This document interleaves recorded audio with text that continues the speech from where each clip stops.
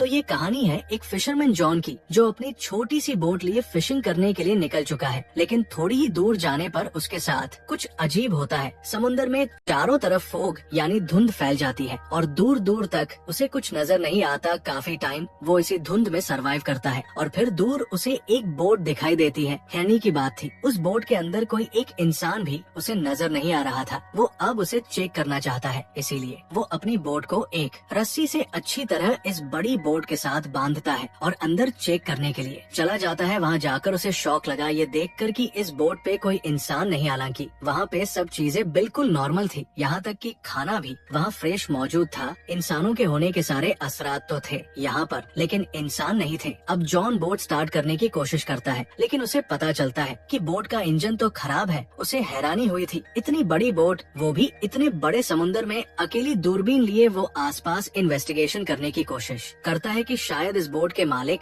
यही कहीं करीब ही हो और छोटी बोट के जरिए फिशिंग करने गए हो। अब जॉन वापस कंट्रोल रूम के अंदर जाता है और वहाँ से रेडियो मैसेंजर ऑन करके हेडक्वार्टर में मैसेज देता है कि ये एक बोट यहाँ समुद्र में फंसी हुई है, अगर कोई मुझे सुन रहा है तो प्लीज मुझे जवाब दे। ये सब करने के बाद उसने फैसला कर लिया था कि वो तो अपनी ही बोट में जाएगा और जैसे ही वो ऊपर आया तो ये देखकर हैरान हो गया कि उसकी बोट वहाँ से गायब हो चुकी थी। हालांकि उसने बोट को अच्छी तरीके से बांधा भी था। उसकी अपनी बोट के गायब होते ही एक और अजीब काम उसके साथ ये हुआ कि यहाँ से सारी धुंध भी हट गई, आसमान बिल्कुल साफ हो गया। दोपहर का वक्त था, वो अब इसी शिप में वापस आ गया। अब क्योंकि वो खुद इस बोट में फंस चुका था, इसलिए वो मैप के जरिए अपना रास्ता ढूंढने की कोशिश करता है और ये पता चलाने की कोशिश करता है कि अब वो है कहाँ। इस बोट का इंजन भी खराब था, अगर उसे अपनी जान बचानी थी तो किसी तरह इस बोट को चलाना था। वो इसके इंजन को ठीक करने में कामयाब हो भी गया, ये उसके लिए बहुत बड़ी अचीवमेंट थी। अब बोट काम कर रही थी, वो इस बोट को कहीं भी ले जा सकता था, लेकिन रास्ता तो समझ आए, इसलिए वो दोबारा कंट्रोल रूम से कांटेक्ट करता है, लेकिन कोई भी उसे जवाब नहीं देता। फिर बेचारा दोबारा ऊपर आ जाता है और ऊपर आते ही उसे वॉशरूम जाने की जरूरत पड़ जाती है। कोई देख तो रहा नहीं था, उसे नीचे जाने के बजाय वो समुद्र में ही काम करने का डिसाइड करता है, लेकिन तभी अचानक कोई उसे पीछे से धक्का दे चुका था, जिसकी वजह से वो गिर गया। वो पानी में भी डूब सकता था, लेकिन रेलिंग को पकड़ के उसने बड़ी मुश्किल से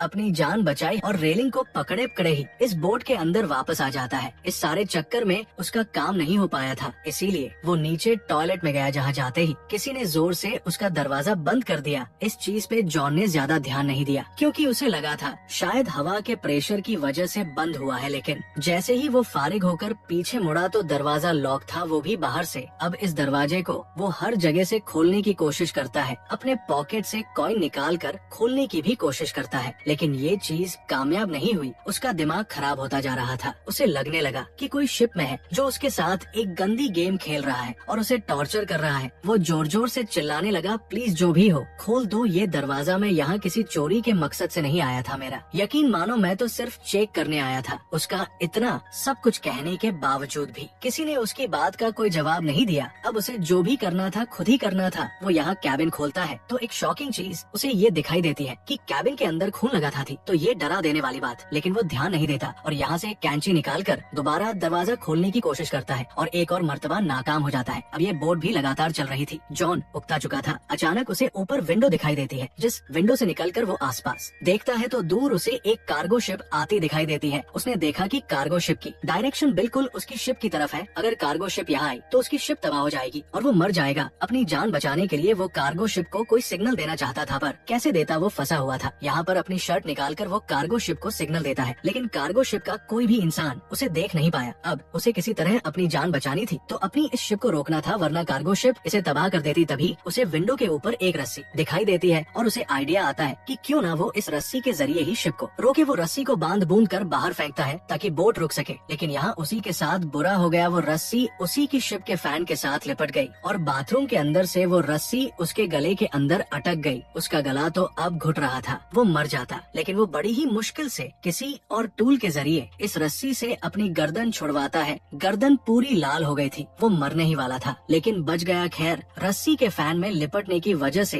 ये शिप तो रुक गई थी, लेकिन ये फिर भी काफी नहीं था। कार्गो शिप फिर भी उसकी शिप से टकरा जाती है, जिसकी वजह से उसकी शिप को बहुत बुरा झटका लगता है और वो भी यहाँ गिरकर बेहोश हो जाता है। उसके सर पे अब चोट भी आ गई थी। जॉन को जब होश आया तो उसने देखा कि अब अब बाथरूम में पानी भर रहा था और हैरानी की बात थी, ये समुद्र का पानी नहीं था बल्कि साफ पानी था। यानी कोई तो था जो उसे डराने की, उसे मारने की कोशिश कर रहा था। उसे भूख और प्यास भी लगी थी, उसकी ताकत भी कम हो गई थी पानी पीने के लिए। वो वॉशरूम का ही शोर यूज करता है तो देखता है कि पानी खत्म हो चुका था। नाचार वो जब फर्श से पानी उठाकर पीने लगता है तो उसे पता चला कि अब ये पानी नमकीन था, यानी समुद्र का पानी था। और ऐसे वो जान गया कि उसकी बोट के अंदर कोई होल हो गया है, कोई सुराख हो गया है, जिससे समुद्र का पानी बोट के अंदर आ रहा है और अब जल्दी ये बोट डूब जाएगी। वो दोबारा कोशिश करता है इस दरवाजे को खोलने की, लेकिन ऐसा लग रहा था कि किसी ने दरवाजा बाहर से बंद किया हुआ है। रात भी हो चुकी थी और जब बोट के ऊपर का सीन दिखाया जाता है तो पता चलता है कि इस बोट को कोई चला रहा था जो इनविजिबल है, नजर नहीं आ रहा। जरूर वो कोई इविल क्रिएचर है। पानी भी भर भर के काफी ऊपर आ गया था और इसी सदमे में जॉन को नींद भी आ गई। रात हुई तो समुद्र में तूफान आ गया। तूफान की वजह से बोट का भी बहुत नुकसान हुआ और जॉन को भी बहुत चोट आई। सुबह जब उसकी आँख खुली तो पानी का लेवल इतना बढ़ चुका था कि सिर्फ उसका चेहरा ही बाहर था और जैसे ही उसने हैंडल घुमाया तो दरवाजा खुल चुका था। पानी के प्रेशर की वजह से दरवाजा टूटकर बाहर की तरफ गिर जाता है और ऐसे जॉन को यहाँ से रिहाई मिल जाती है। सबसे पहले वो अब बोट के ऊपर जाता है और ताजा हवा में सांस लेता है क्योंकि नीचे ऑक्सीजन लेवल बहुत ज्यादा कम हो चुका था। अब वो जान गया था कि यहाँ पे जो कोई भी है वो उसे हर हाल में टॉर्चर करना चाह रहा है। इससे ज्यादा वो टॉर्चर बर्दाश्त नहीं कर सकता। साथ ही नीचे बोट में पानी भी भर रहा था। वो जानता था ये बोट कभी भी डूब जाएगी। फैसला तो उसने कर लिया था कि वो यहाँ रहेगा नहीं। इसीलिए उसके दिमाग में एक आइडिया आता है। वो इसी शिप से एयर बैग्स लेता है और नीचे जो अभी बाथरूम का दरवाजा टूटा था वो लेकर उन सारी चीजों को आपस में बांधकर अपने लिए एक छोटी सी राफ्ट बनाता है ताकि वो इसके जरिए यहाँ से भाग सके। लेकिन कुछ और चीजें भी तो जरूरी थी। वो इस राफ्ट को चलाता कैसे, सारी चीजों का इंतजाम वो इसी बड़ी बोट से करता है। यहाँ तक कि खाने पीने की चीजें भी वो यही से लेता है और फिर इस बोट से उतर जाता है। फाइनली अब वो अपनी राफ्ट में आ गया था। चप्पू चलाते चलाते वो बहुत ही मेहनत से आहिस्ता आहिस्ता आगे जा रहा था और ये बड़ी बोट उसके सामने ही खड़ी थी। घंटों गुजर जाते हैं, वो भी ज्यादा सफर तय नहीं कर पाता और देखता है कि वो बोट भी वैसे की वैसे ही खड़ी है जिसके बारे में उसे लग रहा था कि वो 5 से 10 मिनट में डूब जाएगी। अगर वो अभी तक नहीं डूबी तो इसका मतलब है कि वो डूबेगी नहीं। यही सोचते हुए उसके दिमाग में आइडिया आता है कि क्यों ना जाकर इसी बोट के लीकेज सिस्टम को ठीक कर दूं, ऐसे मैं भी आराम से उसी बोट में सफर कर पाऊंगा। यही सोचते हुए वो इस बोट पे वापस आता है। सबसे पहले बोट की लीकेज ठीक करता है और फिर एक पंप बनाता है जिससे कि बहुत ही आसानी से बोट में मौजूद सारा समुद्र का पानी समुद्र में वापस आ चुका था। लीकेज खत्म करने और पानी निकालने के बाद इस बोट में जितनी भी प्रॉब्लम्स थी उसने वो सारी प्रॉब्लम्स ठीक कर दी और इस बोट को बाहर से भी रिपेयर कर दिया ताकि आगे कोई मसला ना हो। सफर में ये सब करने के बाद वो दोबारा रेडियो के जरिए मदद बुलाने की कोशिश करता है, लेकिन इस मर्तबा भी जब उसे कोई जवाब नहीं मिला तो नाचार वो अब बोट के ऊपर आ गया। उसके पास मैप था। वो दोबारा रास्ता ढूंढने की कोशिश करता है और इस बोट को चलाता है, लेकिन एक और मर्तबा ये बोट उसे धोखा दे देती है और चलती ही नहीं। वो बोट बिल्कुल स्टिल हो गई थी, वही पानी में रुक गई थी और ये चीज उसे टेंशन में डाल गई। अब वो बिल्कुल तंग आ चुका था। इतने में ही उसे दूर एक और शिप आती दिखाई देती है और वो जल्दी से अपनी जान बचाने के लिए अपनी ही बनाई हुई छोटी सी राफ्ट के जरिए उस दूसरी शिप पे जाने का फैसला करता है। और जैसे ही वो अपनी राफ्ट लेकर उसके लिए निकलता है तो ये शिप खुद ब खुद चल जाती है और इतनी तेजी से उसका पीछा करने लगती है कि उसे लग रहा था कि ये शिप उसे कुचल कर मार ही देगी। वो अपनी स्पीड और बढ़ा देता है, लेकिन कोई फायदा नहीं था क्योंकि उस बड़ी शिप ने अपनी स्पीड और भी ज्यादा तेज कर ली थी। और इससे पहले कि अब ये शिप उसे टकरा जाती वो अपनी राफ्ट के ऊपर से जंप कर देता है और तैरते हुए दूसरी बोट तक जाने का डिसाइड करता है। लेकिन इतने में वो दूसरी बोट जा चुकी थी और ये देखकर वो समझ गया कि इस बोट पे कुछ तो एविल है जो उसे अपने से दूर नहीं जाने दे रहा। उसने सोच लिया था कि चाहे वो पानी में मर जाएगा लेकिन उस बोट में नहीं जाएगा। शाम होने तक वो पानी में ही तैरता रहा, लेकिन अब पानी का टेम्परेचर बहुत ज्यादा गिर गया था। पानी बहुत ठंडा था और नीचे डॉल्फिन्स भी थी। अब सर्दी से बचने के लिए वो दोबारा बोट पे आ जाता है। तबीयत उसकी इतनी खराब हो गई थी कि उसने कुछ नहीं सोचा और जाकर ब्लैंकेट लेकर रूम में सो गया। सुबह में जब उठा तो उसने दोबारा यहाँ से बाहर निकलने का फैसला किया, लेकिन अब उसके रूम का दरवाजा भी बंद हो गया था। वो बुरी तरह फ्रस्ट्रेट हो गया। उसके साथ ये हो क्या रहा था वो समझ ही नहीं पा रहा था। तभी उसे यहाँ पे एक छोटा सा कैबिन नजर आता है जिसे खोलने पर उसने देखा कि ऊपर से एक रास्ता है, एक रोशनदान है जो खोल के वो यहाँ से बाहर जा सकता है। वो अब उस कैबिन के अंदर चला गया जो जगह बहुत छोटी थी। असल में वो एक स्टोरेज एरिया था। इस स्टोरेज एरिया के जरिए वो जितनी भी बार यहाँ से ऊपर चढ़ने की कोशिश करता था नीचे गिर जाता था। ऐसे उसको कई चोटें आ गई थी, लेकिन उसने हार नहीं मानी और दोबारा ऊपर चढ़कर उस रोशनदान को खोलने की कोशिश की, लेकिन वो भी बिल्कुल नहीं खुल पाया। उससे ऐसा लग रहा था जैसे वो सील हो गया हो। इस जगह का अब ऑक्सीजन लेवल भी बहुत कम हो गया था। कैबिन का दरवाजा भी नहीं खुल रहा था, जिससे वो रूम में वापस चला जाए। एक और मर्तबा उसने ये बात मान ली थी कि वो मर जाएगा ऑक्सीजन की कमी से। इससे पहले कि वो बेहोश हो जाता, दोबारा क्लिक की आवाज आती है और कैबिन खुल जाता है। कैबिन के खुलते ही वो फौरन बोट से बाहर आया, जहाँ आने होने पर उसने देखा कि बोट एक छोटे से आइलैंड पे आ रही थी और ये देखकर उसे हौसला हुआ। उसकी सांस में सांस आई कि चलो अब इस इविल बोट से तो जान छूटेगी। अब बोट जैसे ही आइलैंड के किनारे पे पहुंचती है, जॉन भी फौरन इस बोट से उतर जाता है। उसे लग रहा था कि इसी आइलैंड पे कोई इंसान है जो उस बोट को कंट्रोल कर रहा था और जॉन को टॉर्चर कर रहा था। करीब पड़ा उसने एक रोड उठा लिया उस आदमी को मजा चिखाने के लिए। लेकिन जैसे जैसे उसने इस आइलैंड को एक्सप्लोर किया तो वो शौक रह गया कि इस आइलैंड पे तो इंसान का नामो निशान नहीं था। एक और मर्तबा परेशान होकर वो इस आइलैंड से जब बाहर निकला तो एक नए मंजर ने उसे परेशान कर दिया। वो बोट जो उसे यहाँ लेकर आई थी, अब उसी के सामने वो दोबारा चल रही थी जैसे वो अपना एक दूसरा शिकारी ढूंढने जा रही हो। और ये देखते हुए जॉन को 100% यकीन हो गया कि उस बोट का और इस आइलैंड का कंट्रोल 100% इविल एनर्जीज के हाथ में है। उसे यहाँ से निकलना था। उसकी एक जिंदगी थी। कुछ छानबीन करते हुए वो इस आइलैंड की सबसे ऊंची जगह पे चला जाता है तो उसे करीब एक दूसरा आइलैंड भी दिखाई देता है जिसपे क्या हो रहा था उसे नजर नहीं आया। तब घूमते घुमाते वो आइलैंड की पिछली तरफ आ गया जहाँ आने पर वो शौक रह गया क्योंकि ये वही जगह थी जहाँ से जॉन ने मूवी के स्टार्ट में अपना सफर शुरू किया था। और यहाँ पर उसकी बोट भी पहले की तरह ही बंधी हुई थी और इस जगह पर अब पहले की तरह इंसान भी थे। ऐसा लग रहा था कि जैसे कुछ हुआ ही ना हो। जॉन ने सब देखा, उसका वो बुरा सपना हो, लेकिन वो सब जॉन के साथ हकीकत में हुआ था। उसकी बोट यहाँ तक कौन लेकर आया था और इस आइलैंड की हकीकत क्या थी जॉन के साथ, जो कुछ हुआ था उसके पीछे किस चीज का हाथ था, ये मूवी में नहीं बताया था। और मूवी इन्हीं सवालों के साथ यहीं पर खत्म हो जाती है।